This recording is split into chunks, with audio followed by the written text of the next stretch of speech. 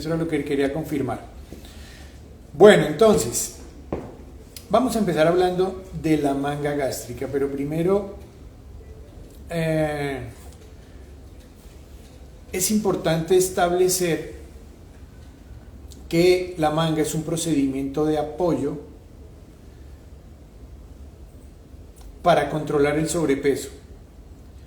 Pero para controlar el sobrepeso tenemos que tener muy claro que la única manera, el objetivo es lograr un estilo de vida saludable. Vamos a mirar en eso cuál es el papel de la manga entonces. Cuando hablamos de un estilo de vida saludable, me refiero... Hola, Yael desde Israel se conectó, qué bueno, ¿cómo estás? Me alegra saludarte. No sé qué horas serán allí, pero muy bien. Bueno, saludos a todos, están aquí Ana María, en fin. Les voy saludando, aquí estoy viendo María Isabel que entró también.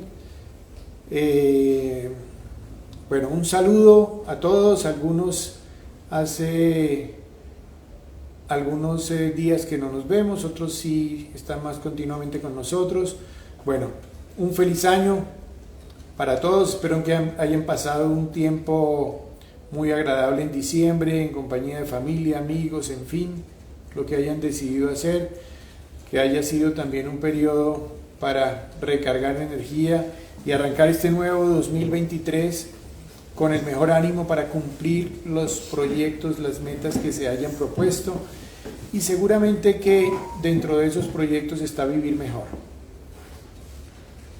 Entonces, les comentaba que un estilo de vida saludable es la única manera, por decir de pronto, es la vacuna para la obesidad, para el sobrepeso, para vivir bien. Y me refiero a 3 pilares fundamentales: aprender a comer, hacer ejercicio y control emocional, manejo del estrés. Esos son los pilares fundamentales de un estilo de vida saludable. Y cuando hablo de estilo de vida me refiero a las actividades que hace uno desde que se levanta hasta que se acuesta. Y todos los días. Entonces, cada quien puede tener un estilo de vida diferente y no necesariamente saludable. Por eso se requiere que comamos de una manera inteligente. La actividad física tiene que estar presente para mantener la masa muscular, para preservarla, y en ese orden de ideas mantener un sistema eficiente para quemar grasa. Y control emocional, porque en la medida en que tengamos hormonalmente a nivel del cerebro cortisol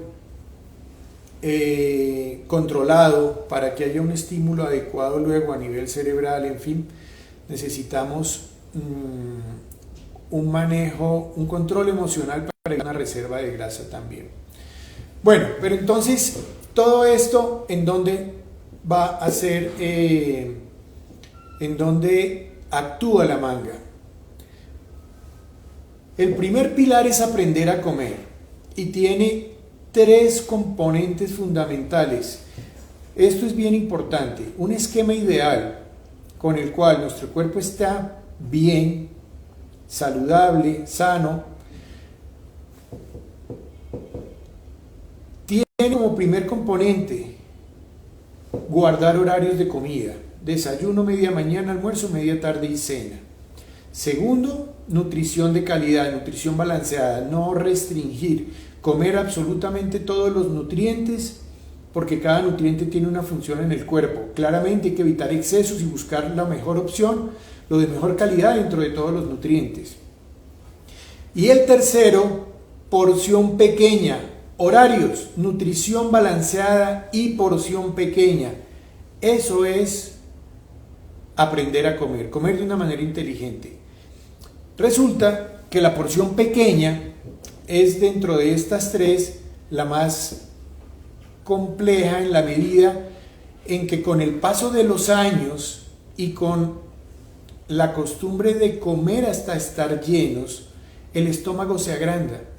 De hecho, ese concepto que es erróneo de ya estoy lleno, eso deberíamos abolirlo, porque uno jamás debería comer al 100%, uno tiene que comer al 80%. Estar bien, ¿sí? Por eso es importante buscar una saciedad cerebral, no saciedad gástrica de comer hasta estar llenos, porque eso lo que hace es agrandar el estómago. Y ya cuando el estómago está grande, no solo aumenta la capacidad, sino que aumenta la producción de grelina. La grelina es la hormona del hambre que se produce en las paredes del estómago. Hay células que producen grelina y estimula el cerebro para que coma. Y entre más grande sea el estómago, mayor producción de grelina va a haber y mayor estímulo cerebral. Entonces resulta que está uno desayunando y ya está pensando en qué va a almorzar. Entonces ahí es donde va a actuar la manga. La manga es un procedimiento, vamos a tratar de expresarlo para que todos entendamos de qué se trata, que tiene como enfoque coger ese estómago grande, llevarlo a lo normal, un poquito menos, pero que siga funcionando. Entonces, ¿qué ocurre? Que ese estómago ya deja de ser una bolsa grande para convertirse en un tubo, como en una manga. Por eso se llama manga, o sleeve en inglés. Y tiene esa característica importante, que el estómago preserva su función. El intestino, que es el que absorbe nutrientes, no se desconecta. O sea que la absorción de nutrientes no se ve afectada. En términos generales, el aparato digestivo sigue funcionando normal, solo que tendremos de nuevo un estómago de menor capacidad y que produce menos grelina. Y esa es una ayuda realmente invaluable, porque nos va a permitir comer de todo, bajo un esquema nutricionalmente balanceado, obviamente, y generar saciedad con porciones pequeñas, suficiente para una buena nutrición, pero ya no excesivo para terminar generando reservas de grasa. Entonces, ese es el gran beneficio que aporta la manga. Es un procedimiento muy efectivo, muy fisiológico, ¿sí? Porque preserva el funcionamiento del aparato digestivo. Ahora, algo bien importante, cuando uno opta por hacerse un procedimiento de estas características, tiene que considerarlo una segunda oportunidad en la vida. O sea, este no es la vacuna para la obesidad, no es decir, bueno, finalmente tomé la decisión de operarme, ahora sí puedo ir, ya me puedo ir a comer una empanada, uy, ese merengón que me quería comer, como yo ya me operé, pues no, realmente no es que no lo pueda hacer, pero todo tiene que estar enfocado dentro de un esquema adecuado de moderación y, como mencionábamos, horarios, calidad de la comida y porción pequeña. La porción pequeña quedó garantizada con el procedimiento, pero los horarios y la calidad van a ser nuestra tarea.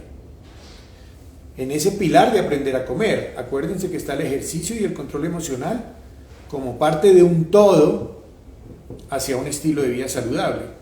Entonces, fíjense que hay un papel importante que juega la manga, pero no hace todo. Y resulta que si no tenemos eso en cuenta, pasarán los años y el resultado se puede perder. O sea, podemos volver a subir de peso. A pesar de que el estómago es elástico, esa subida de peso eventual no es porque el estómago sea grande nuevamente, porque nunca el estómago va a llegar al tamaño original de cuando le operamos. Nunca. Puede haber si el estómago era así y nosotros lo dejamos así, puede haber una leve dilatación, pero nunca va a llegar a esto. Pero si la pregunta es, ¿pero me puedo volver a subir de peso? Claramente la respuesta es sí, si no se cumple con el esquema.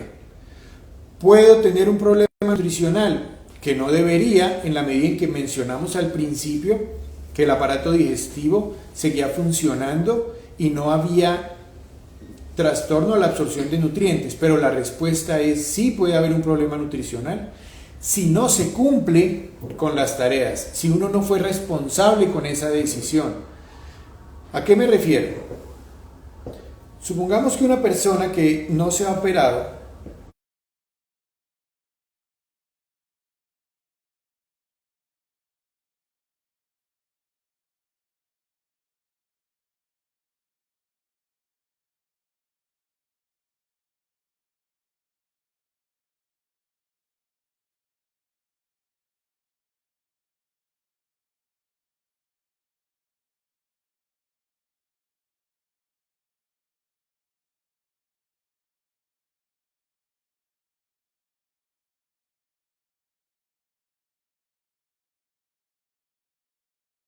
voy a decir una locura, si yo me lleno con un paquete, no quiero decir nombres ni nada de eso, pero si me lleno con un paquete, sí, de esos que tienen todas esas cosas, que son muy ricas, el paquete dice, y tomo una bebida azucarada, pues ya, la capacidad estuvo, ya no me da para más, pero nutricionalmente ahí no había nada bueno. Entonces, entre perder horarios y comer de mala calidad después de una manga, podríamos tener un problema nutricional. Y eventualmente también eso nos lleva a subir nuevamente de peso, porque si una persona ya no está guardando los horarios, sino que desafortunadamente está picando todo el día, que la galletita, un chocolatito, no, pero es que yo como ya estoy bravo, entonces me voy a dar un permisito y me voy a comer esta otra cosita, y ahora con el trabajo virtual y estoy sentado, y entonces aquí en mi escritorio tengo y voy comiendo y comiendo y comiendo. Al final del día, cuando hace uno la cuenta, se voló en aporte calórico y probablemente nutricionalmente no haya habido un buen aporte, en la medida en que la mayoría de lo que picaba pues no era de alta calidad. Entonces vienen problemas nutricionales y se vuelve a subir de peso. Y una persona que se hace un procedimiento bariátrico y se sube nuevamente de peso, no mejoró su nutrición. La obesidad no es buena nutrición. Es una persona obesa y malnutrida, más enferma de cuando se hizo el procedimiento original. Entonces, uno tiene que ser muy responsable a la hora de tomar esta decisión y cómo afrontarla. Es una gran ayuda, pero debe ser aprovechada. Quisiera recibir preguntas. Acá tengo una pregunta. Si una persona tiene problemas hormonales como tiroides, ¿puede haber problemas de volver a engordar por este problema hormonal? Esa pregunta es bien interesante, Yael, que estás tú en Israel, ¿cierto? Bueno, mira, normalmente existe como la tendencia a responsabilizar al tiroides de nuestro problema. Y aunque un tiroides que funciona mal sí se asocia con sobrepeso, resulta que el tiroides, cuando funciona mal, muy fácilmente se corrige, porque es tomarse la pastilla con juicio todos los días y el tiroides se regula. Entonces no hay cómo culparle luego, ¿sabes? Es simplemente tener el control, los exámenes con cierta frecuencia, consumir la pastilla, y eso ya no es una causa para el sobrepeso. Entonces, en muchos de los casos, cuando hay un exceso de calorías, el tiroides no tiene nada que ver. Es más, el tiroides termina sufriendo las consecuencias. Fíjense esto que voy a decir, es bien interesante. Nuestro tiroides, que es estimulado por una sustancia que se produce en la hipófisis, en el cerebro, que le dice al tiroides: produzca hormona tiroidea para que nuestro cuerpo funcione bien, porque es el regulador del metabolismo, el que hace que todo el motor esté bien, ¿sí? Tiene que ver con todos los órganos prácticamente. El tiroides produce una cierta cantidad de hormona, pero resulta que cuando la superficie corporal aumenta, empieza a quedarse corto. Entonces, en la hipófisis empieza a producirse más hormona, más TSH, para que le diga al tiroides, oiga, produzca más hormona, porque resulta que este ahora ya no es de 80 kilos, sino que pesa 140. Entonces nos estamos quedando cortos. Entonces el tiroides empieza a tener una mala función. Esa mala función se corrige cuando se baja de peso.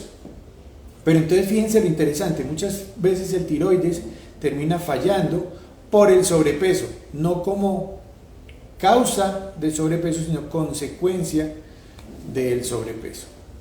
Entonces, acá hay otra pregunta. ¿tenemos otra pregunta? Cuéntame. Dice, doctor, ¿a los cuántos días después del procedimiento se puede volver al trabajo?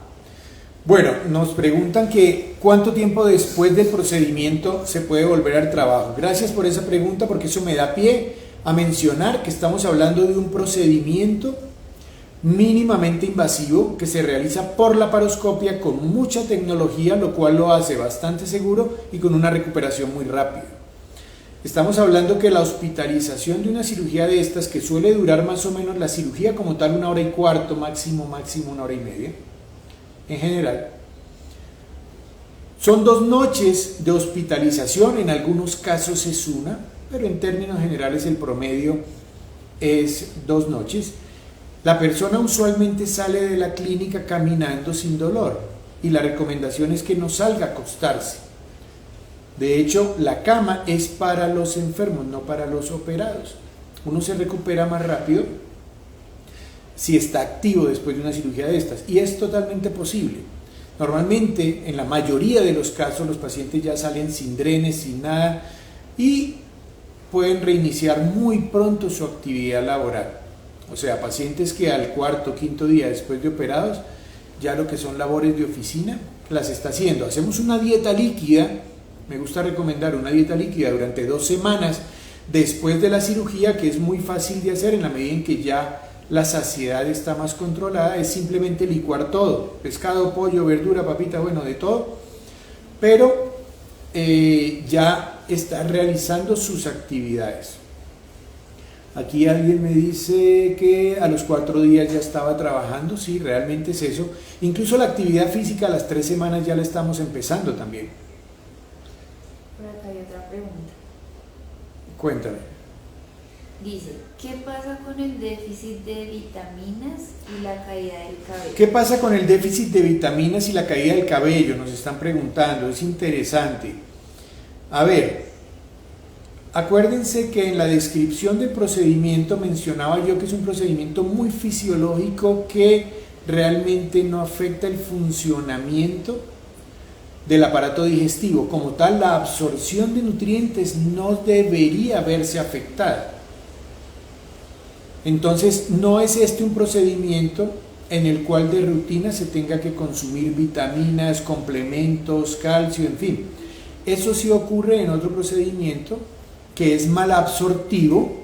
Esa es su naturaleza, como es el bypass gástrico, muy diferente a lo que es una manga, siendo ambos procedimientos bariátricos. Eso es interesante también aclararlo, porque a veces dentro de la cirugía bariátrica, en el argot popular, se confunde y todo se mete en un mismo costal, siendo que hay varios procedimientos.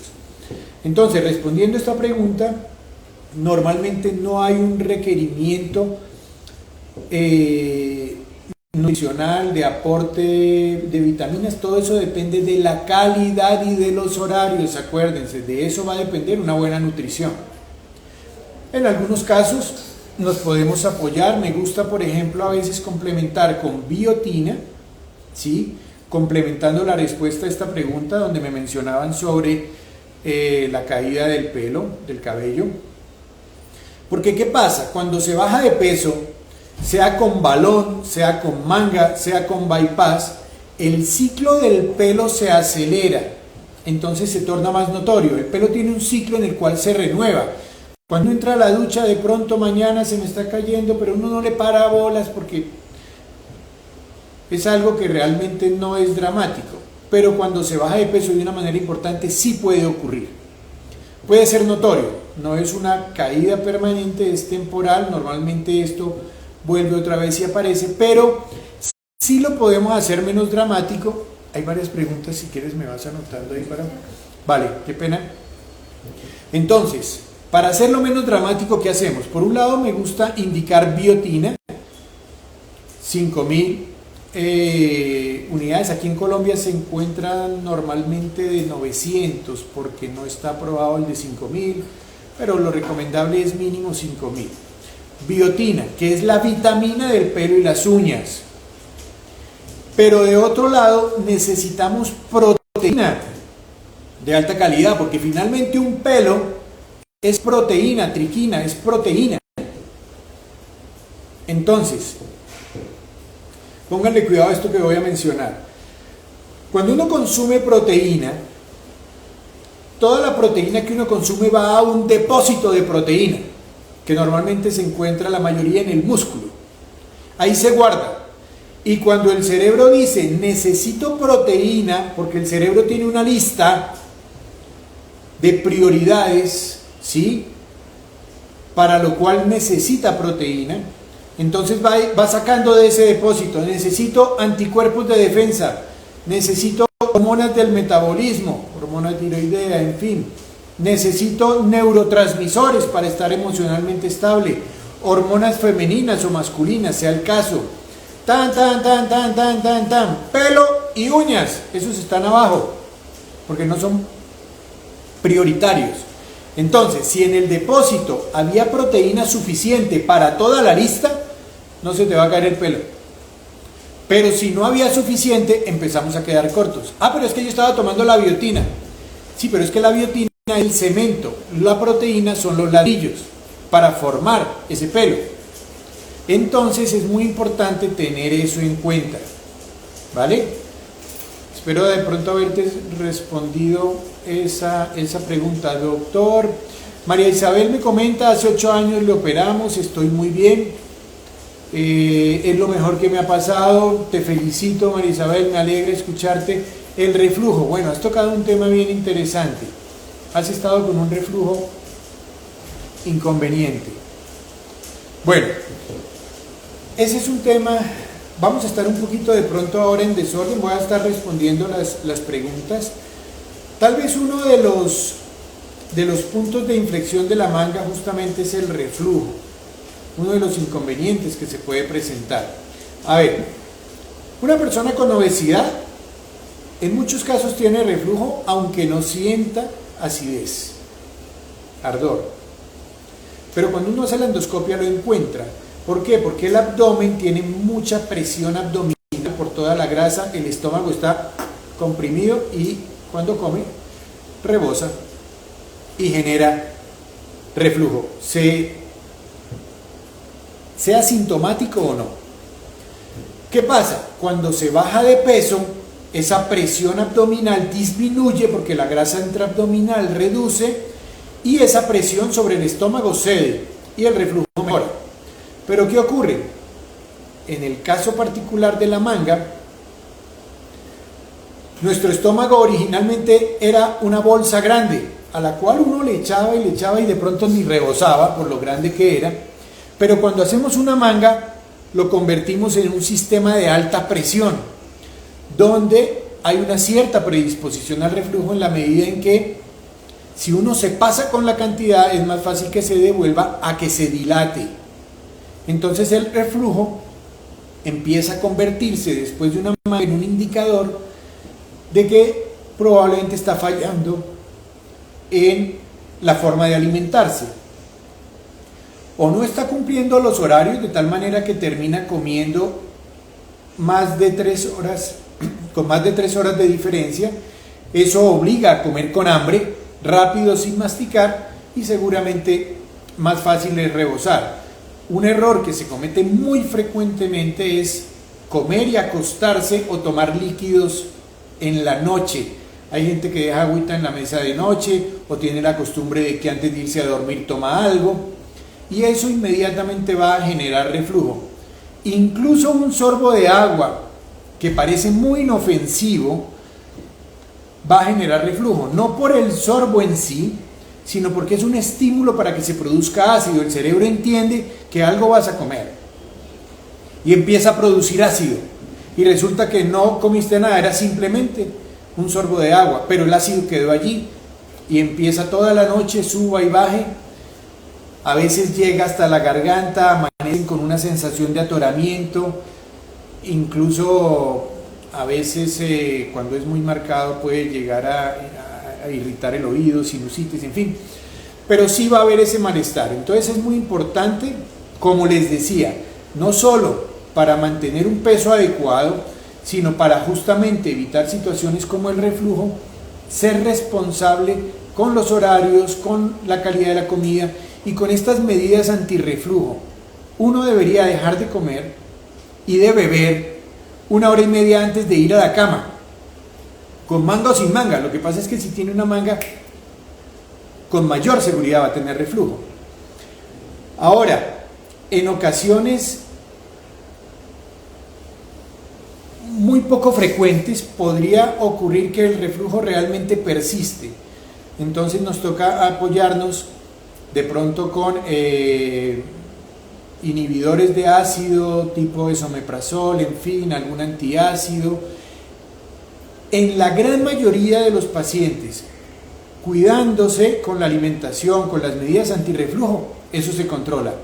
Otros requerirán apoyo con medicamentos y un porcentaje muy bajo termina uno cuestionando si requiere un procedimiento adicional, como convertir esa manga a otro procedimiento para evitar el reflujo. O sea, es muy poco probable, pero podría llegar a ser necesario, ¿vale? Como para tener allí una idea.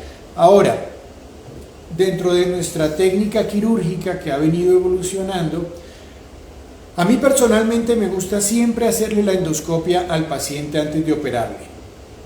¿Por qué? Porque eso me permite conocer su estómago, mirar la condición, evaluar hasta qué punto hay competencia de la válvula acá o no, o si hay una hernia, en fin, porque eso me permite en cirugía, aparte de la hernia, hacer una corrección para tratar de evitar la predisposición al reflujo. Bueno, eso es interesante, o sea, importante conocerlo y entender que la gran mayoría de los casos de reflujo se terminan controlando, haciendo las cosas adecuadamente. Alguien me pregunta, cuéntame qué preguntas. Hay otra de César Augusto. ¿Cuántos kilos se baja de peso y qué se puede hacer para la flacidez? ¿Cuántos kilos se puede bajar de peso y qué se puede hacer para la flacidez? Bueno, César, la respuesta es la siguiente.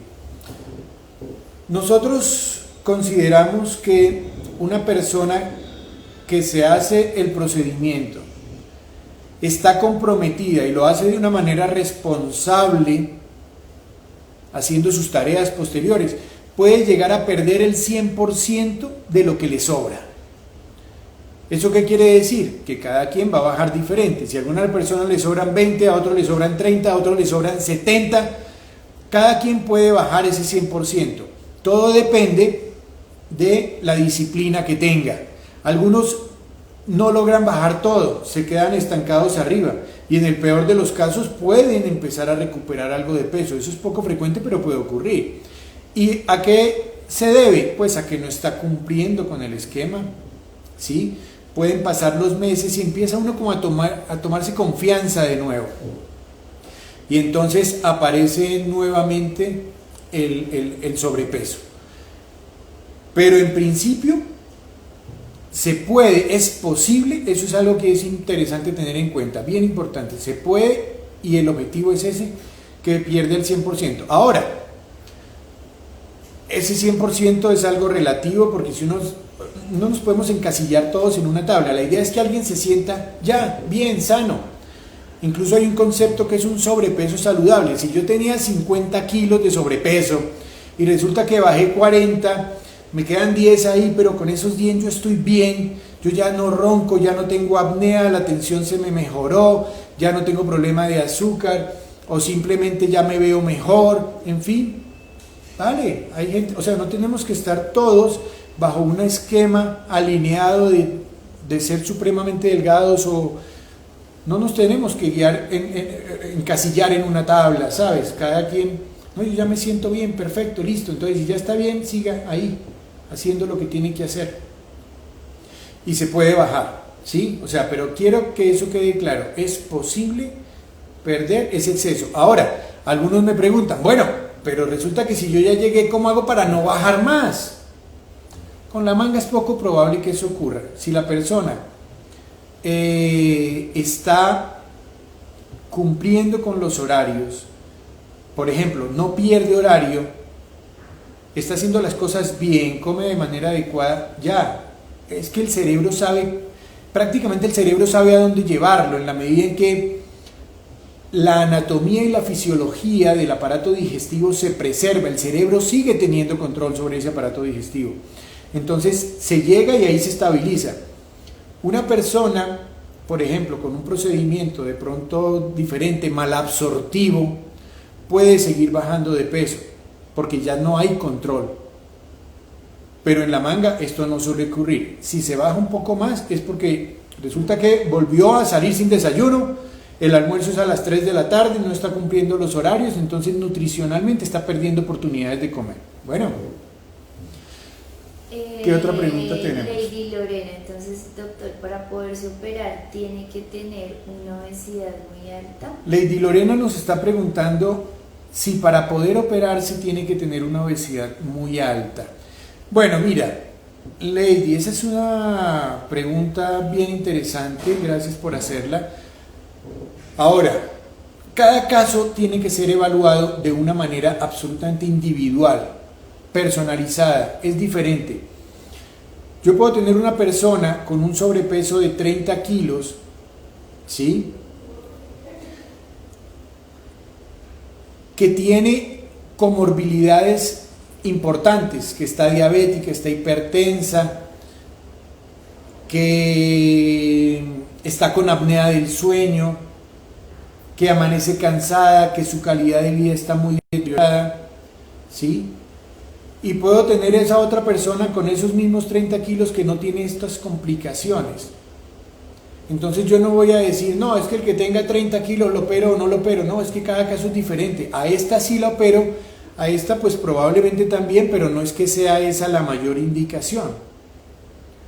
A ver si me hago entender. Yo tengo, por ejemplo, pacientes con historias, pacientes con obesidades que no son marcadas, ¿sí? Por ejemplo, 20 kilos de sobrepeso,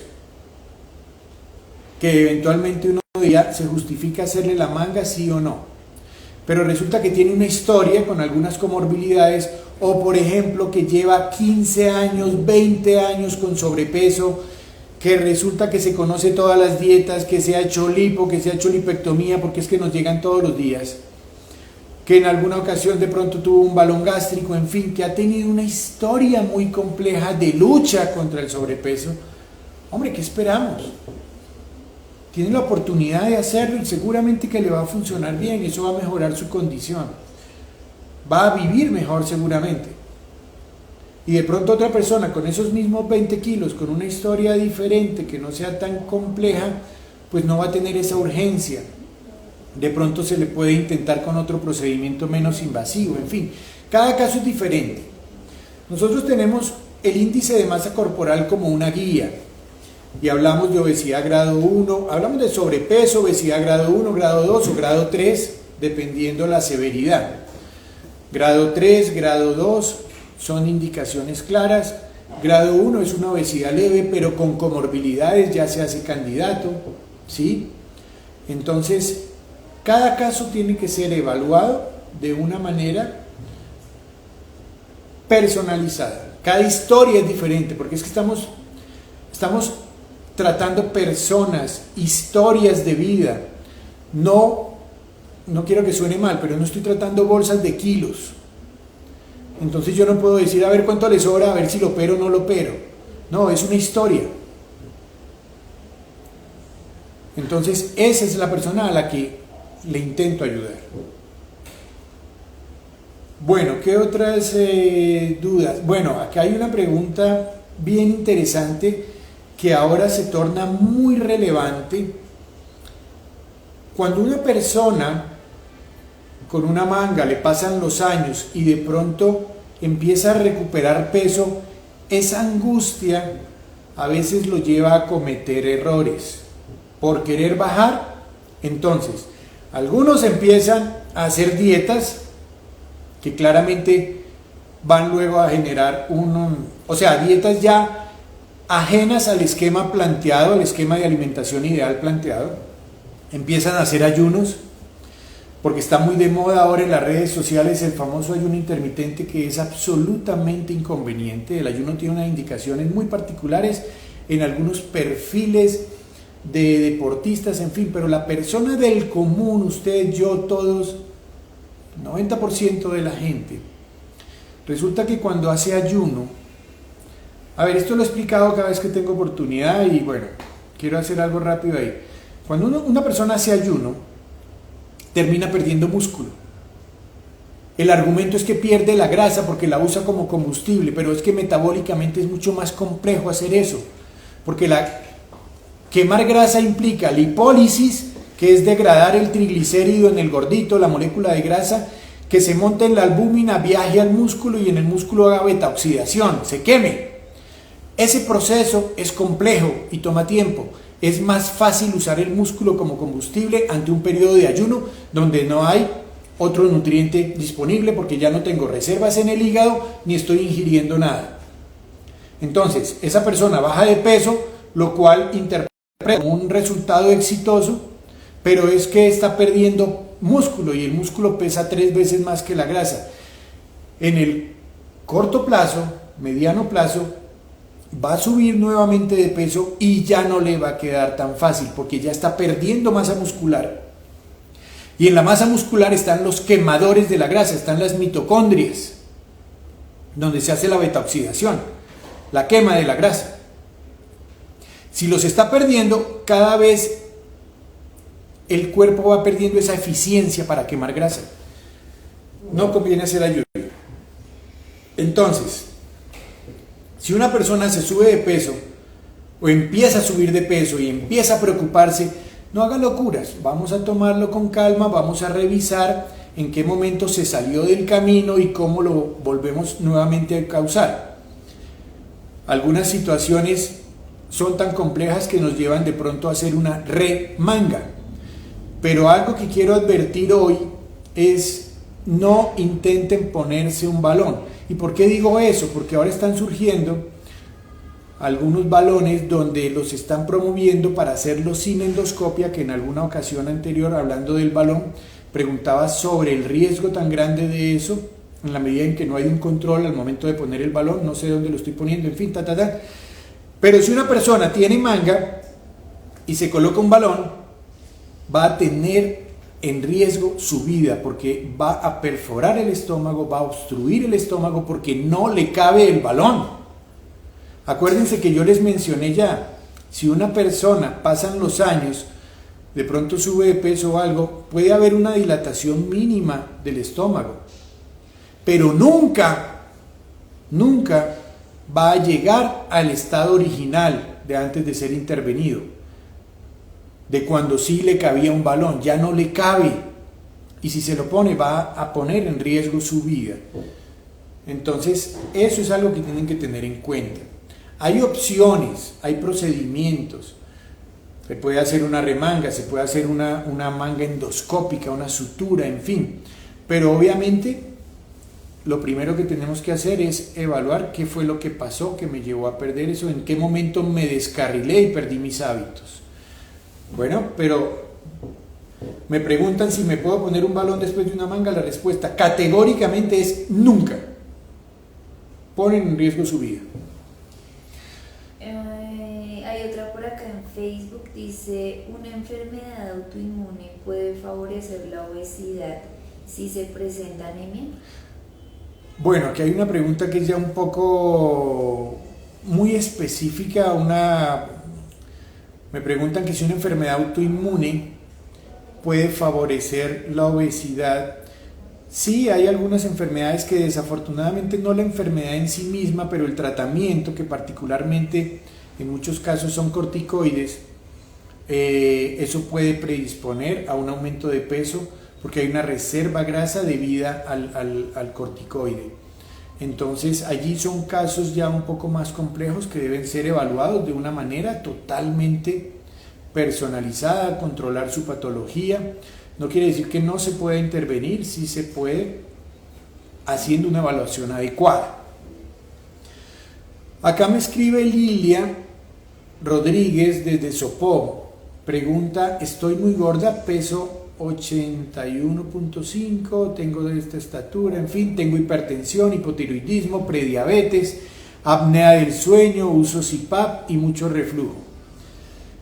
Bueno, fíjate que en porcentaje o en cantidad de kilos no es que tengas demasiados, pero tu condición es una condición ya que amerita intervenir. Ahí tenemos que hacer algo, ¿sabes? Y en este caso, esa era tal vez una de las historias que yo comentaba ahora. Este caso tuyo de verdad es un caso complejo donde no es una obesidad mórbida, pero las comorbilidades ya son muchas y le están afectando. Entonces es importante allí intervenir y podríamos llegar a considerar una manga. Acá me preguntan qué hacer para bajar los pocos kilos tomados luego de 10 años de una postura y sacada del balón. No logro bajar los 5 kilos que me subió. Bueno, lo primero que tengo que hacer es felicitarte. El balón es una buena opción, pero es el más exigente, y cuando se retira, si no hubo un cambio de hábitos durante el periodo que lo tuviste, te vas a subir.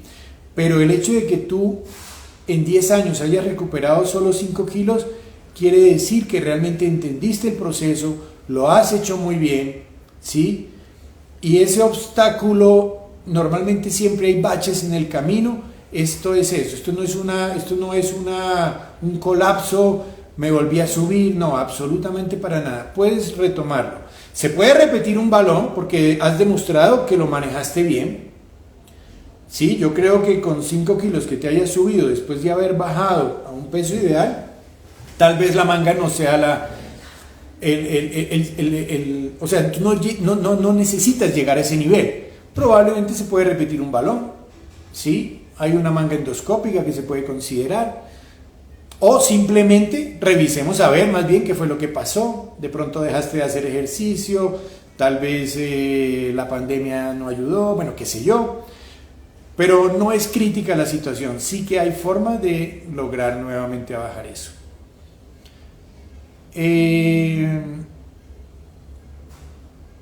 Bueno, ¿qué otra pregunta tenemos?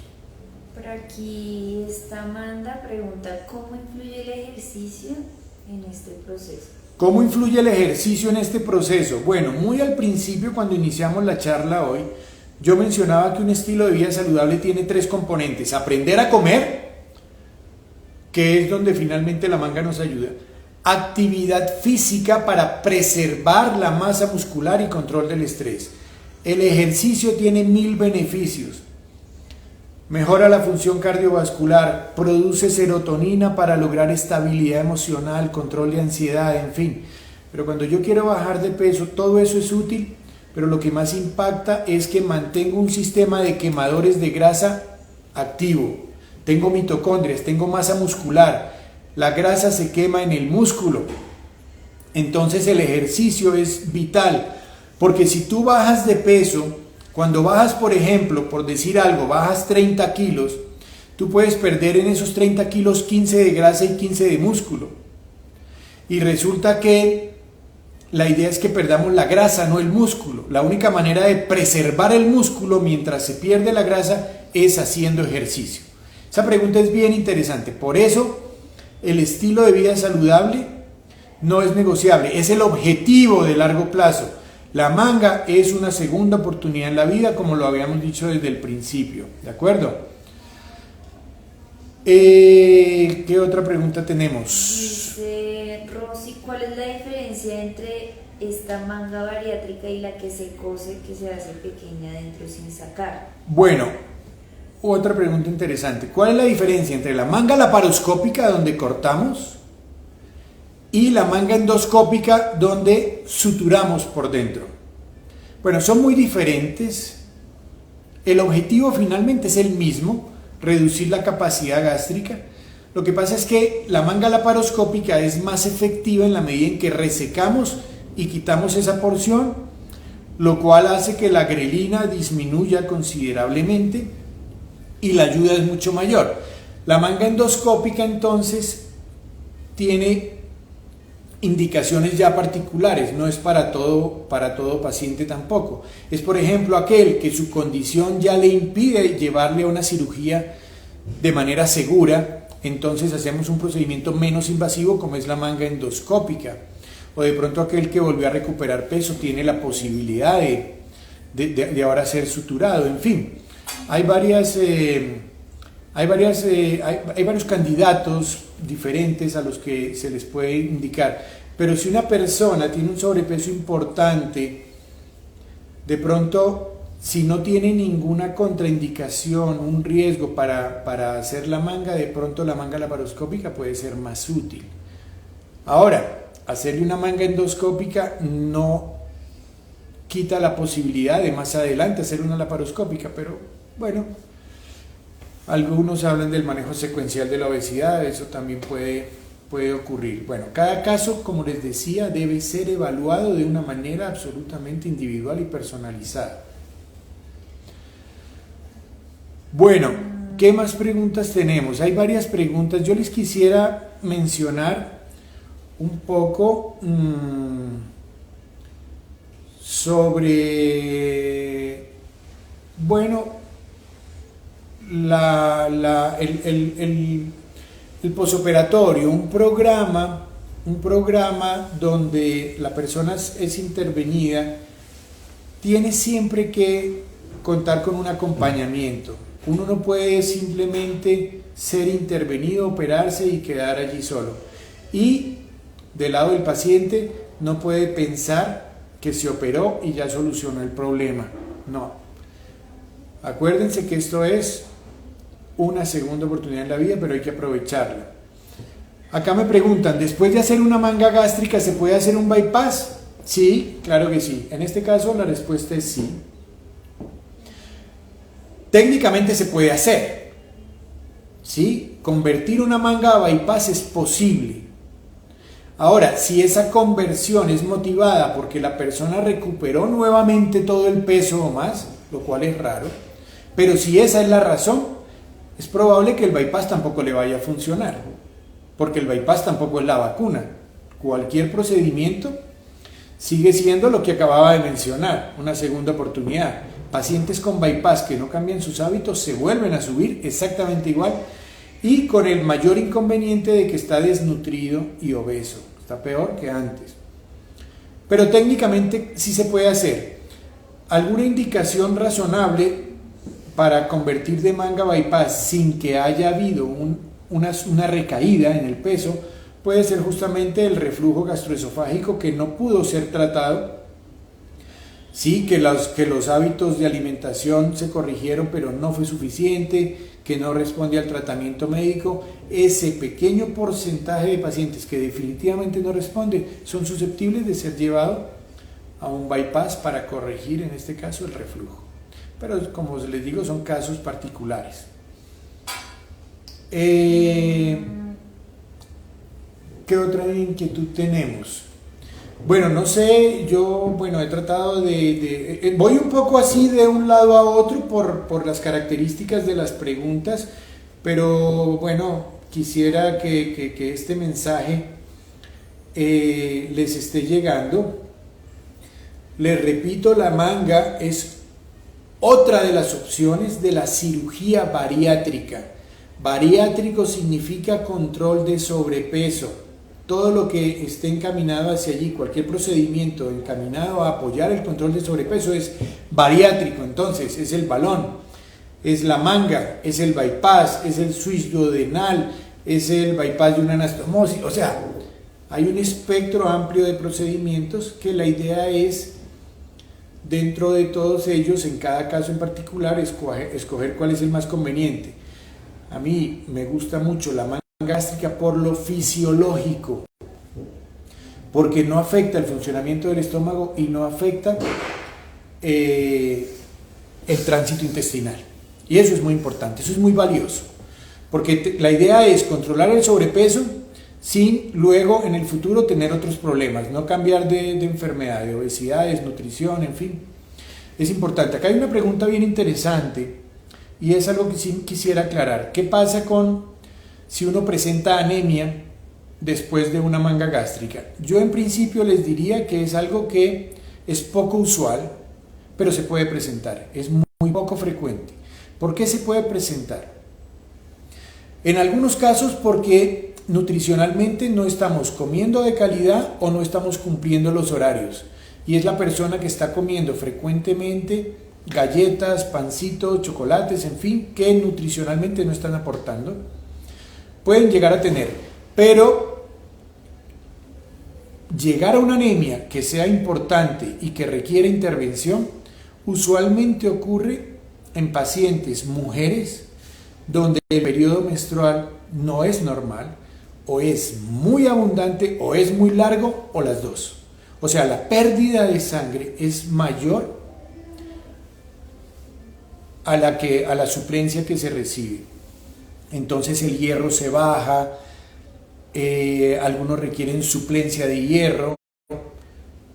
En casos más severos de pastillas necesitamos pasar a hierro endovenoso. Usualmente el ginecólogo es el gran aliado en la medida en que necesitamos controlar ese periodo anormal. A veces hay miomas en el útero, a veces el endometrio es muy grueso, hormonalmente puede haber algún desorden, pero eso es importante. Es muy raro ver anemia en un hombre, así no esté comiendo 100% de la manera adecuada. Pero es raro verla en un hombre, mientras que en una mujer muy relacionado con la pérdida de sangre debida al periodo menstrual. Acá tenemos más preguntas. ¿Qué opinas sobre la metformina como uso para manejo de sobrepeso y obesidad y la liraglutida? Bueno, aquí me sacan un poquito del tema, pero pues de todas maneras alguna relación tiene. ¿Qué opino de la metformina? La metformina es un hipoglicemiante que se usa mucho en diabetes, y lo mismo la liraglutida, que es un medicamento más reciente, y asimismo hay otros como apoyo a la obesidad. Resulta que son medicamentos que normalmente fueron diseñados para controlar la diabetes, el aumento en el azúcar, no para controlar la obesidad. Uno se puede apoyar en ellos, pero realmente no es que estos medicamentos controlen la obesidad. Por ejemplo, la metformina se usa mucho cuando aparte de la obesidad hay ovario poliquístico, entonces ayuda en cierta manera.